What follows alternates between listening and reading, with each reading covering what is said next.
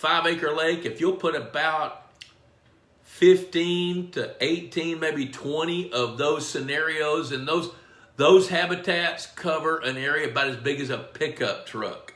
Hey, Mr. Pond Boss, tell me what to do to make all my Lunker Lake dreams come true. Hello, everybody. Bob Lust, the Pond Boss. Let's see here. Jeremy Conkright says, what temperature do smallmouth bass spawn? I'm going to tell you from 58 to 68 is about the time that they're spawning. And it's a little bit contingent on weather as well, and photo period.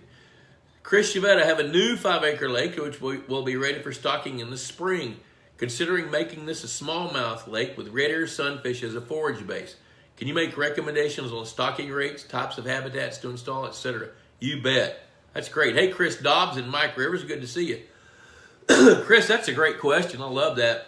Smallmouth bass love to relate to the edge in rocky or gravelly soils with laydowns and maybe some big rocks to surround them, like a maybe look at not necessarily a retaining wall, but a line of rocks with a pile of rocks with a laydown log with gravel in the middle. That's what they like.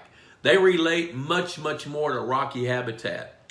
Now, the red ear sunfish, I think that's a great idea. They'll spawn once or twice a year, where if you want a smallmouth bass pond with bluegill are very likely going to overpopulate.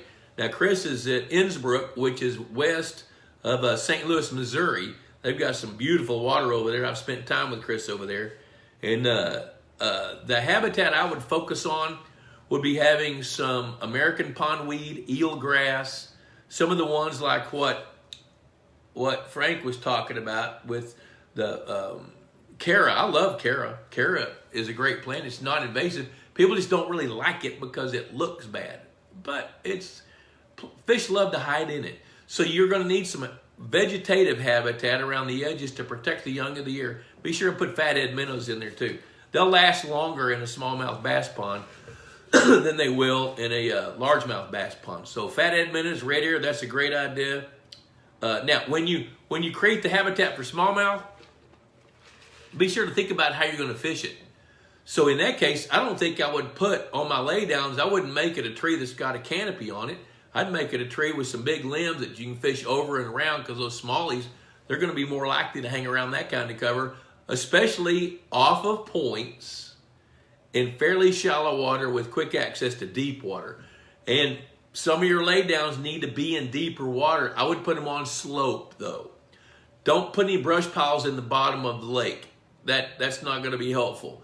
So just take your 3-to-1 slope, put some laydowns on that, about 5 or 6 feet down, have a ledge, and you and I looked at that lake. So we talked about those things. The ledge they've got a ledge about 5 or 6 feet underwater that is perfect.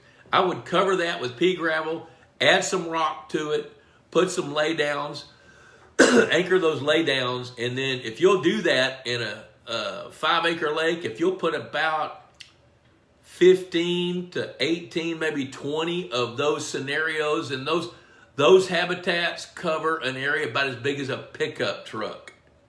So that'll give you kind of a visual to know the dimensions of a smallmouth bass niche. And you can create 15 to 20 of those in a 5-acre lake and very likely attract smallmouth bass where they'll thrive and where you can catch them.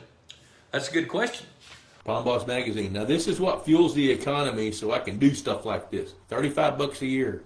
Cheaper than a Friday night date, and it lasts a year. Adios for now. Hey, Mr. Pond Boss, tell me what to do to make all my Lunker Lake dreams come true.